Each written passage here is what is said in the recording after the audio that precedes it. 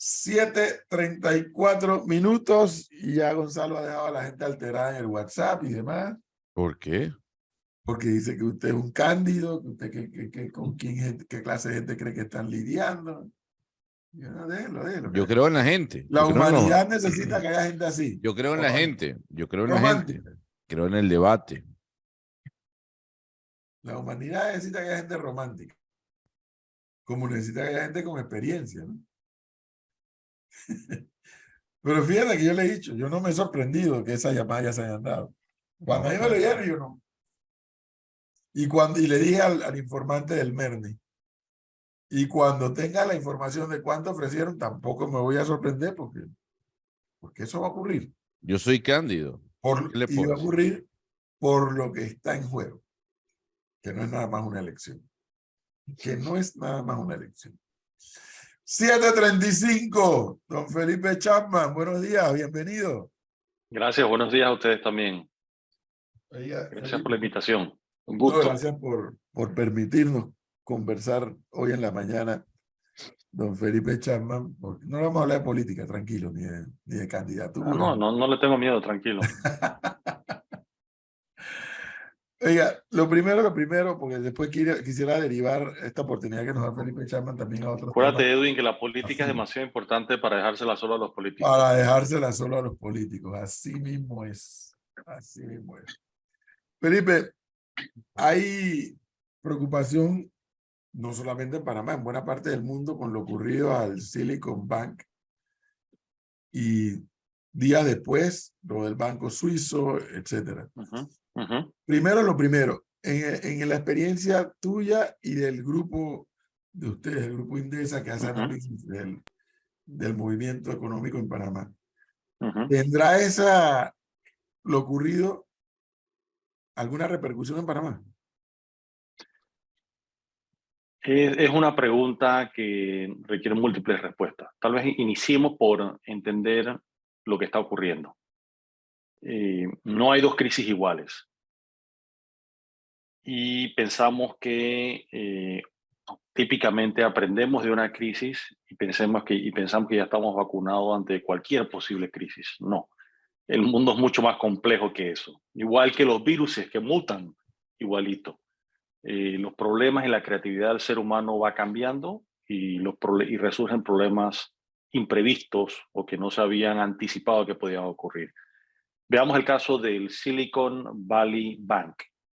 Este es un banco relativamente joven comparado con los bancos más longevos de Estados Unidos y el mundo. Es un banco que tiene poco menos de 40 años de existencia, inclusive es más joven que muchos de los bancos, que los bancos más antiguos en Panamá.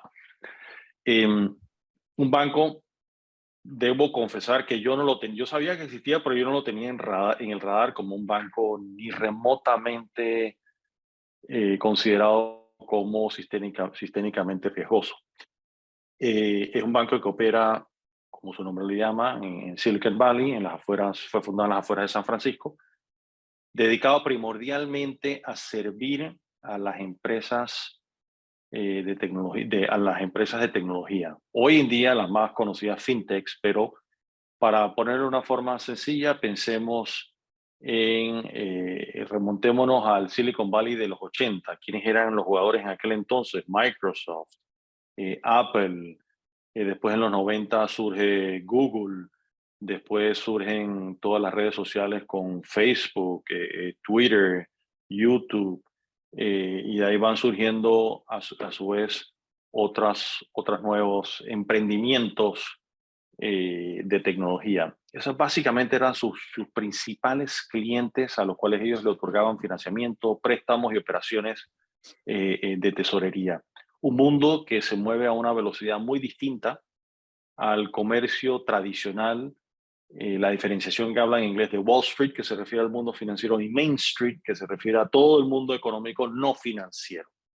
Ese otro mundo tradicional se mueve a una velocidad distinta a este mundo de emprendimientos de tecnología e innovación, porque muchos de esos inclusive tienen a su vez inversiones en nuevas actividades que van requiriendo movimientos de capital súbitamente, muy rápido, algunos ya comprometidos y definidos con fechas, otros no, otros son muy rápidos.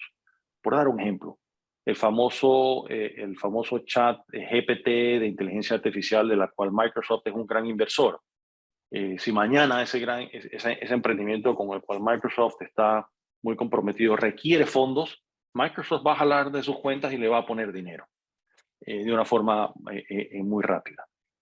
Lo que le ocurrió a este banco fue, y es desafortunado, le coincidió dos temas. El año anterior, el año 21, tuvo un año extraordinario, un año récord para ellos, no solamente en resultados de ingresos y utilidades, sino también de captación de depósitos. Y se encontró en una posición donde estaba supremamente líquido y no tenía demanda de crédito, mayor demanda de crédito por parte de clientes, y colocaron una parte muy importante de su liquidez en instrumentos de inversión que son conocidos técnicamente como ser de cero riesgo, que es deuda emitida por el Tesoro del gobierno americano.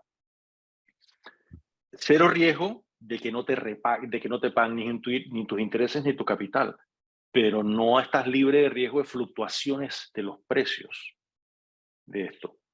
Ahora bien, ellos no contaban con que iba a venir una invasión de Rusia a Ucrania, de que eso iba a acelerar rápidamente el incremento de los precios, provocando una inflación altamente preocupante para la Reserva Federal, que los iba a llevar a un programa de alzas de tasas de interés muy agresivo y recorte de relajamiento cuantitativo en el mercado, que ha llevado a subir las tasas de interés. ¿Y qué ocurre en el mercado de bonos?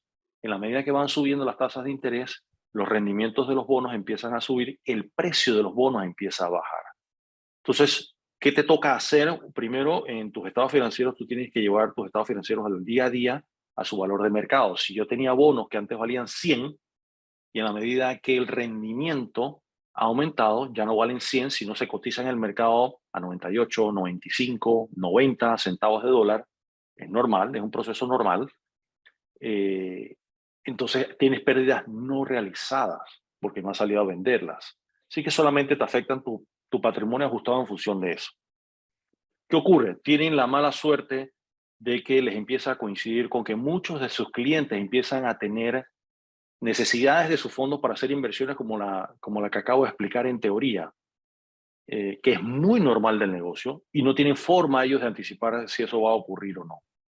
Y en un giro normal del negocio, empezaron a pedir fondos para compromisos que tenían o situaciones apremiantes que se le presentaron, y llegaron a un momento dado donde se estaban quedando sin liquidez, sin dinero a la vista para hacerle frente a esos depósitos, y tuvieron que ir al mercado a vender estos instrumentos de inversión altamente líquidos, altamente seguros, pero cuyo precio había caído porque las condiciones de mercado habían cambiado. Y entonces al realizar esa operación de venta, tuvieron que incurrir en una pérdida, ahora sí realizada, de 1.800 millones de dólares. Una pérdida materialmente importante. Hasta ese momento, si uno lo analiza fríamente, ¿el banco estaba quebrado? No. Tenía suficiente patrimonio. ¿Tenía suficiente liquidez ya después de esa venta? Sí. Además de tener dinero en efectivo a la vista en cash, tenía mucho más en instrumentos negociables altamente líquidos que toman segundos venderse, como es la deuda del Tesoro americano, que se pueden convertir rápidamente en efectivo. Siendo una empresa que cotizaba sus acciones en bolsa, se ven obligados a hacer un comunicado público en el cual explican lo que yo les acabo de decir de una forma mucho más técnica y más completa y más desarrollada en múltiples páginas, donde le comunican al mercado: nos hemos visto obligados a hacer estas ventas, y eso y esas ventas nos han hecho incurrir en una pérdida de 1.800 millones de dólares. Y yo creo que ellos lo tomaron, bueno, esto es una operación, cosas pasan, el año pasado gané año récord, este año voy a perder plata por estas condiciones adversas. Pasa normalmente, y el mercado sofisticado entiende eso. No anticiparon que gran parte de sus depositantes no tenían realmente esa disciplina financiera y ese dominio, si se quiere usar la palabra traducida el anglicismo de sofisticado financieramente, y se iba a entender de una manera pausada y calmada. Muchos depositantes, y algunos de ellos no del nivel de sofisticación de un Microsoft o de un Google o de un Apple, sino mucho más pequeños, pero con grandes depósitos, entraron en pánico. Y al ver esas pérdidas dijeron, este banco probablemente va a quebrar, yo quiero mi plata, y a través de su aplicación, como buen banco de Silicon Valley, tienen aplicaciones altamente desarrolladas en móviles, y uno puede transferir millones de dólares instantáneamente. Y eso fue lo que ocurrió. Empezaron a entrar a su sistema una cantidad de solicitudes o de órdenes de ejecución que se deben hacer automáticamente. O sea, ahí no interviene un ser humano. Hasta que llegó un momento dado donde, en efecto, ya el efectivo que habían obtenido de la venta de aquellos bonos se les había agotado y tenían que salir a vender más. Entonces se empieza a volver como el perro correteándose la bola. Vendo más, me sacan más. Entonces, ¿cómo detienes eso? Y en ese momento ellos sí, los reguladores se dieron cuenta, se levantó la bandera roja e inmediatamente viene la intervención del gobierno americano, que no es a través del regulador bancario. Y entendamos que esto funciona de manera diferente a Panamá. No es una superintendencia la que va y le interviene, es una agencia federal cuyo rol está llamada a proteger al depositante. Se vende un seguro que es la Agencia Federal de Seguro de Depositantes, que viene del inglés de FDIC, el Federal Depository Institution, Corporation, Insurance Corporation, perdón, que protege al depositante hasta los primeros $250,000, que suena mucho dinero, pero estamos pensando en personas naturales, pero empecemos en empresas. Imagínense si, por darles un ejemplo, ¿es $250,000 un depósito pequeño o grande para el Canal de Panamá? ¿Tú qué opinas, Edwin? Probablemente es un depósito pequeño. El Canal de Panamá tiene depósitos de 5 millones, 10 millones, 20 millones. Lo mismo ese tipo de empresas. 250,000 no le cubría nada. Entonces ahí viene el siguiente pánico. Y ahí sí interviene el gobierno federal y le da la mano más allá al FDIC y le dice, bueno, nadie que tiene más de $250,000 va a perder su dinero. Ahora fíjate lo interesante de esto. El FDIC toma control del banco viernes en la noche. El domingo, en fin de semana, ya estaba realizando subastas para vender el banco, para que lo capitalizaran y le ingresara efectivo adicional. Imposible hacer en Panamá. Panamá eso toma meses en el mejor de los casos. Yo recuerdo el caso de Balboa Bank, que venían gente equivalente o americanos equivalentes, bueno, eran del Departamento del Tesoro y no podían entender cómo en Panamá el regulador no puede hacer lo mismo que lo hace el FDIC, toma un banco y lo vende en 24 horas o 48 horas. Para ellos eso es impensable porque el tiempo es apremiante. Cada hora que pasa es una destrucción de valor, primero para el depositante y después para el accionista, que si se hace muy rápido no pierden todo, si se demora mucho pierden todo su dinero. Y si demoras mucho, los depositantes empiezan a perder dinero, que fue lo que ocurrió en Balboa Bank. Acá lo que han dicho es, los accionistas pierden todo su dinero y los depositantes están totalmente protegidos. De ahí vino un siguiente banco llamado Signature Bank en New York, con un caso no muy diferente, aunque el giro de negocio no es idéntico. Después viene el caso de First Republic Bank de California, con sede en San Francisco, que ahora ha sido protegido ahora por una iniciativa privada. Se han juntado los 11 de los bancos más grandes de Estados Unidos y le han hecho un depósito de $30,000 millones para que el banco le pueda hacer frente a todos sus depositantes que desean retirar dinero.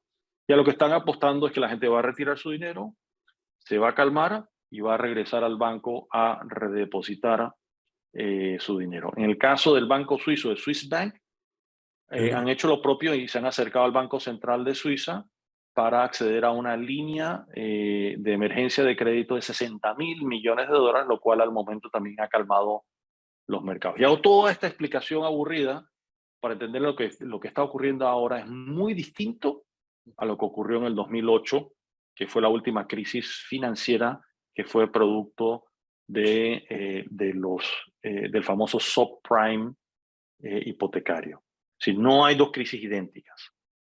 Pero si aquel hay entonces, pero Felipe, a pesar y entendiendo eso, que no hay dos crisis idénticas, si hay algo que sí es idéntico en el cuentaviente, y es, no sé si llamarle nerviosismo por un lado, o seguridad, porque por lo que puedo entender incluso de la explicación que nos estás compartiendo, no hay por cosa para un banco que una corrida, ¿no? O sea, que correcto. X cantidad No hay de banco en el mundo que participantes. aguante una corrida, ni el banco más líquido y más grande del mundo, por diseño. Porque ¿cómo funciona un banco? El concepto de banco. Yo pongo un capital y yo le pido prestado dinero al público para prestarlo a empresas. Y para yo devolverte tu depósito, yo tengo que convertir esos préstamos en líquidos para entonces pagar mis depósitos.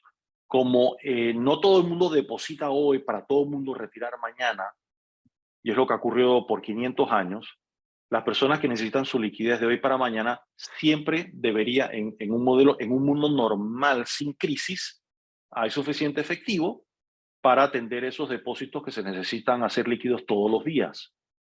Pero si todo el mundo va a pedir sus depósitos, es lo equivalente a que esas mismas personas vayan al deudor, por ejemplo, a cualquiera de nosotros que es deudor de una casa o una empresa que pidió prestado para comprar un inventario de automóviles y venderlos, decirle, usted me paga hoy para ayudarme en mi depósito. Así no funciona el mundo. Eso no ocurre.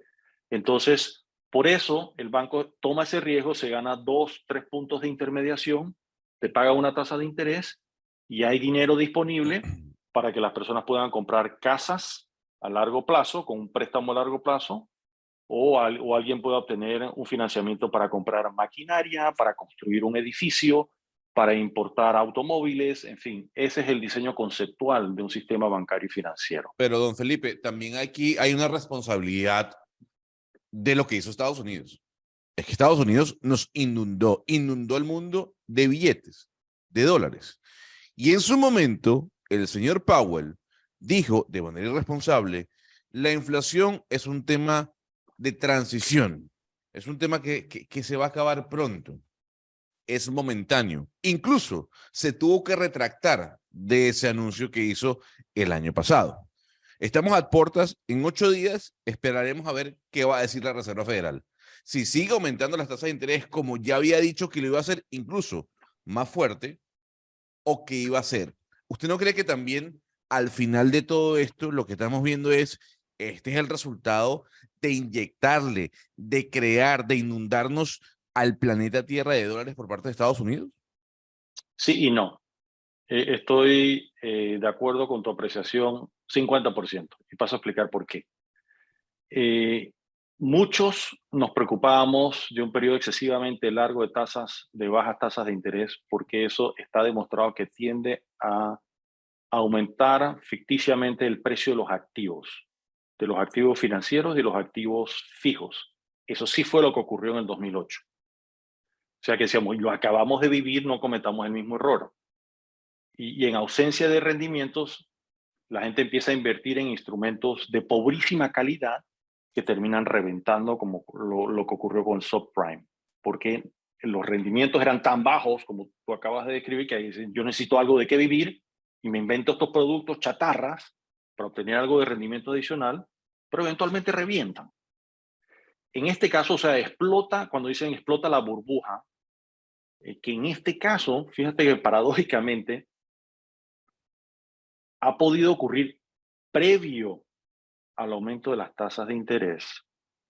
Ha podido ocurrir lo que tú describiste, que yo comparto. Si no hubiese habido un aumento de tasas de interés, muy probablemente la siguiente crisis financiera que hubiésemos visto hubiera sido nuevamente por precios elevados excesivos de activos Ujú. financieros y no financieros. No fue el caso porque empezaron a aumentar las tasas de interés y las valoraciones empezaron a bajar. Las valoraciones de activos reales, inmuebles, por decir algo, Claro. de acciones, de bonos, de empresas. Cuando tú vas y compras una empresa, hay una relación directa entre el costo del dinero en tasas de interés y el valor de una empresa. Si una empresa con tasas de interés casi cero puede valer 100 y con tasas de interés muy altas puede valer 75 o 70. Bajan los valores. Entonces, dicho eso, lo que ocurrió aquí era algo que no estaba previsto, que fue lo que ha creado esta crisis son la liquidación de deuda del Tesoro americano. Algo que nadie había previsto por las circunstancias muy peculiares que acabo de comentar. Claro, pero entonces, ¿qué haría Felipe Chapman si estuviese sentado en la silla, no de Powell, pero sí de los asesores de Powell, con respecto a las tasas de interés? Porque hay una realidad, don Felipe. La inflación también es una realidad en los Estados Unidos. Entonces, Sí. lo que se sabe es que a mayor empleo, mayor inflación. Estados Unidos vive pleno empleo en este momento, casi tiene un 3% Uh-huh. de desempleo. ¿Qué haría usted? Tienes, por un lado, la situación bancaria por las tasas o las altas tasas de interés o el crecimiento de las mismas, pero por el otro lado tienes un tema inflacionario que tienes que frenar. ¿Debe seguir subiendo las tasas de interés la Reserva Federal? Ok, excelente tema. Powell está ahora enfrentando un gran dilema. Uno, la inflación no ha cedido suficiente y la inflación es un arma de destrucción masiva para el ciudadano tremenda. Es decir, te va haciendo huecos en tus bolsillos día a día. Es destructiva. Pero por otro lado, tienes una situación de amenaza del sistema financiero que al día de hoy parece contenida, pero no sabemos qué va a pasar el lunes, porque al final del día esto es comportamiento humano. Fíjense lo que yo comenté, ¿el banco estaba quebrado? No, pero los depositantes percibían que sí. Simplemente lo que llaman en inglés behavioral economics, comportamiento económico del individuo. El individuo simplemente apreciaba que él estaba en riesgo más allá de lo que dijera el examen clínico financiero de la situación de ese banco. O sea que lo más difícil de todo esto es tratar de predecir el comportamiento humano. ¿Qué va a pensar el individuo, la familia y las empresas? Es decir, el colectivo la otra semana es muy difícil de anticipar. Y parte de eso es la inflación. La inflación aumenta porque yo estoy dispuesto a pagar algo hoy más porque temo que en un mes va a costar más. Claro. Es el comportamiento humano. Eso es lo que provoca en gran medida la inflación. Y al tú aumentar las tasas de interés, busca frenar ese Exactamente. temor y ese apetito. Entonces ahora mismo él tiene esos dos dilemas. ¿Qué haría yo si fuera Powell, que es altísimamente impopular y cada vez que va al Congreso lo quieren inmolar, Sí. lo quieren asesinar? Yo pondría como primera prioridad la inflación. Porque el ciudadano que está lejos del problema del Silicon Valley Bank necesita ayuda contra la inflación. Y ese individuo va a decir, si los depositantes de ese banco son los ricos de los high-techs en California, ¿por qué lo vas a proteger a él? O sea, y ese individuo, sí, ese individuo va a decir, bueno, me estás alejando del crédito, hoy en día me cuesta más comprar una casa, pero a corto plazo prefiero que detengas la inflación, arregles ese problema, apagues ese fuego y después vemos cómo bajamos las tasas de interés para que yo pueda cambiarme de casa. Ese sería mi caso. No sé qué va a hacer este señor y su junta directiva, pero definitivamente están ellos en unos zapatos muy calientes. Muy En este duros. momento ellos tienen una reunión en 2 semanas donde tienen que tomar una decisión. El Banco Europeo hizo lo propio ayer. La presidenta del Banco Europeo, la señora Lagarde, lo anunció ayer, un incremento de 50 puntos básicos, medio punto porcentual. Es un incremento importante, materialmente importante de las tasas de interés. Muy valiente, y obviamente se vuelve una persona no muy querida ante quienes están en contra del aumento de las tasas de interés. Felipe, y nuevamente, en la proyección de este análisis que nos has hecho realmente interesante. Que a mí por lo menos me ayuda a entender aún más cómo funciona esto del sistema bancario y demás. Nuevamente, esas olas llegarán hasta nuestras playas. Buenísimo, buenísimo. Y lo que voy a comentar, ojalá se queden en el territorio panameño, porque puede sonar muy egoísta desde el punto de vista de un panameño. A mí antes me preocupaban mucho más las tasas, el incremento de las tasas de interés. Yo creo que lo que está ocurriendo ahora le va a poner una presión adicional al señor Powell y a su junta directiva a disminuir o bajar el tono a su agresividad en incremento. Eso es buena noticia para Panamá. Y yo no Incremento de los veo... intereses. Sí, correcto. Así es, así es. Yo creo que eso es muy buena noticia para Panamá. Recordemos que más del 90% de la deuda que tenemos los panameños por medio del gobierno nacional con el mundo se compra y se vende fuera del país y se contrata internacionalmente, y hay una relación 100% directa entre esas tasas de interés que ves en el mercado americano y lo que pagamos los panameños por medio del gobierno nacional. Que todos los años se vencen miles de millones de dólares que tenemos que refinanciar, que antes nos costaban 4%, hoy en día nos están costando como 6,5%, y si seguía la tendencia de aumentos de tasas de interés, podría repasar los 7%, que sobre miles de millones de dólares es mucho, mucho dinero. Es mucho más plata que la que nos gastamos para subsidiar los combustibles. Es plata, por ejemplo, sin eso no tenemos plata para todos los subsidios que pedimos aquí, que somos adictos al subsidio, ¿no? Es como el que es adicto al fentanilo, es adicto también al subsidio. Aquí el señor. Entonces, El No, señor pues. adicto al subsidio, entonces yo quiero que me subsidien todo. ¿Y de dónde va a salir la plata? Bueno, siguen las tasas de interés aumentando. Dile, despídete esa plata porque se va para afuera, porque las tasas de interés están aumentando. Claro. Eso es buena noticia para Panamá. Lo otro, que no hay dos crisis iguales. 2008, ¿cómo nos pegó? El sistema de pagos internacionales se trancó y dejó de fluir el financiamiento interbancario, y sobre todo el financiamiento interbancario a nivel global se trancó por la crisis. ¿Y qué hicieron los bancos panameños para protegerse ante esa situación? Dejaron de prestar y empezaron a acumular liquidez. Y la liquidez que pasó de 30% de sus activos pasó a ser 70%. Los bancos estaban que la liquidez se les salía por las orejas. Por supuesto, empezaron a dejar de ganar plata, pero entraron en pánico de protegerse. Y era durísimo conseguir un préstamo a menos que estuviera triplemente garantizado. Entonces, los que realmente necesitaban financiamiento no lograban conseguir financiamiento porque los bancos no se atrevían. Eso no va a pasar en esta ocasión, por lo menos hasta el momento. Hasta el día de hoy, 17 de marzo, no es el escenario, porque la crisis que estamos viendo ahora mismo es muy distinta.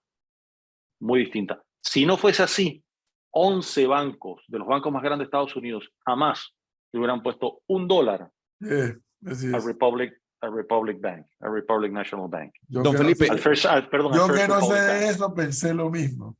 Bueno, en el 08, fíjense, en el 08, ¿quién le puso dinero a Lehman? ¿Quién le puso dinero a Bear Stearns? Nadie, Nadie. nadie. Y pero la le acción hago, de Lehman siguió cayendo, hasta que llegó a casi $1 pegando a cero, y no había ni un banco que la quiso ni tocar ni comprar. a ver, don Felipe, el tiempo premia y ya tenemos que ir cerrando, pero yo no puedo dejar pasar la oportunidad y necesito que su respuesta sea breve y concisa por temas de tiempo, no por temas de interés. Tiene que ver con Credit Suisse. Es el segundo banco más importante de Suiza, es uno de los 40 bancos más importantes del planeta. Venimos escuchando del mal manejo que tiene Credit Suisse desde el año 2008, de las denuncias que hay sobre su estructura organizacional, sus manejos básicamente, como bien le comentaba. La pregunta es sencilla. El Banco Central Suizo y el gobierno de Suiza, teniendo en conocimiento lo que venía pasando con Credit Suisse desde el año 2008 y sabiendo lo que está pasando hoy en día, ¿debe salvar al banco? ¿Debe inyectarle capital? Ya tomaron la decisión. Sí, por supuesto, ya Lo lo que hubiera hicieron. pasado ya no tiene sentido. Mirando hacia futuro, el Banco Central Suizo va a tener un nivel de injerencia a partir de ahora que no tenía la semana pasada. Así que aquí vemos dos escenarios. Uno, que sean irresponsables, como tú has descrito, y lo otro es que ahora que realmente están metidos dentro del agua, se lanzaron a la piscina, si realmente van a tomar, aunque sea a la distancia, control de ese banco y van a empezar a exigir y a provocar una serie de cambios materialmente importantes. Esos son los dos escenarios, A y B. Asígnale probabilidades de ocurrencia a cada uno. Yo le asignaría más al último que acabo de escribir. Puedo equivocarme, pero yo le asignaría más porque ya se están jugando su reputación como regulador y país.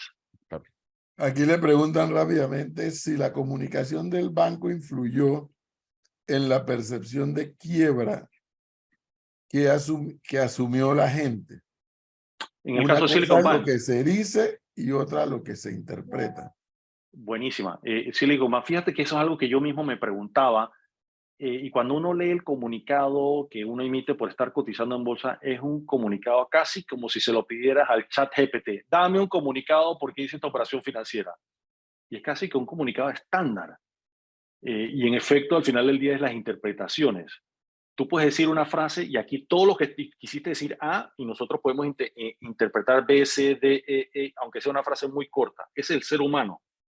Entonces, al que lo mira, probablemente el Chief Financial Officer o Investor de Microsoft leyó eso y no le quitó un segundo de sueño. Pero una persona, un hombre o una mujer curtido con una experiencia y con un entendimiento de los mercados profundísimo, pero el de una empresa mucho más joven, con menos recursos, menos sofisticada que Microsoft, probablemente tuvo una interpretación totalmente distinta. Es decir, hombre, lo que me están diciendo aquí, pues dice, yo no entiendo esto muy bien, yo no sé si esto va a quebrar, y yo siendo chiquito probablemente soy el último que voy a llegar, así que mejor será que yo vaya inmediatamente a sacar mi plata. Nuevamente regresamos a esto, no se trata si en realidad, técnicamente hablando, el banco está o no quebrado, que no lo estaba, es el comportamiento humano. Al final del día, el ser humano es altamente impredecible. Y ahí, en efecto, como señala quien le hace la pregunta, la comunicación es vital. Ellos hicieron una comunicación estrictamente técnica y ahora, por supuesto, estamos viendo por el retrovisor, eso debió haber requerido un trabajo más de comunicación para el individuo menos financieramente sofisticado, para que entendiera eso más simple y no entrara en pánico. Y finalmente, Felipe, eso tendría, lo que está ocurriendo puntualmente en Estados Unidos, ¿tendría alguna repercusión en las empresas de capital estadounidenses radicadas en Panamá? No. ¿No? Aquí realmente no hay, no. Realmente aquí no hay empresas con... Las empresas americanas que tienen algún grado de importancia en Panamá son empresas muy maduras. No son empresas jóvenes vinculadas a Silicon Valley que fueron fundadas hace 10, 15 años. No, mi respuesta es no. Bueno, Felipe, como siempre, muy agradecido. Aquí me dice alguien que has dado una clase que dura 4 semestres en una universidad. Sí. Bueno, entonces hagamos la siguiente y ponemos el quiz. Yo pienso que Como, sí, porque como hubiera dicho Edwin en La Salle, saquen un papel. Ay, qué bravo. Así es. Lo cierto es que el valor que yo le encuentro a las explicaciones que hemos escuchado de parte de Felipe Chapman hoy, y casi siempre que nos da la oportunidad de entrevistarlo, pero en este caso puntual, Felipe, es la importancia que los panameños entendamos que en Panamá hay un centro bancario grande, mediano, chiquito, asignémosle el tamaño que queramos, pero que es un tema con el cual cada día tenemos que estar más familiarizados.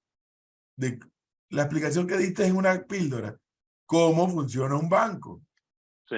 Porque aquí hay gente que cree que los bancos son, no, sí que están rellenos de plata y por eso, y a pesar de eso nos cobran. No, es que cómo funciona el negocio.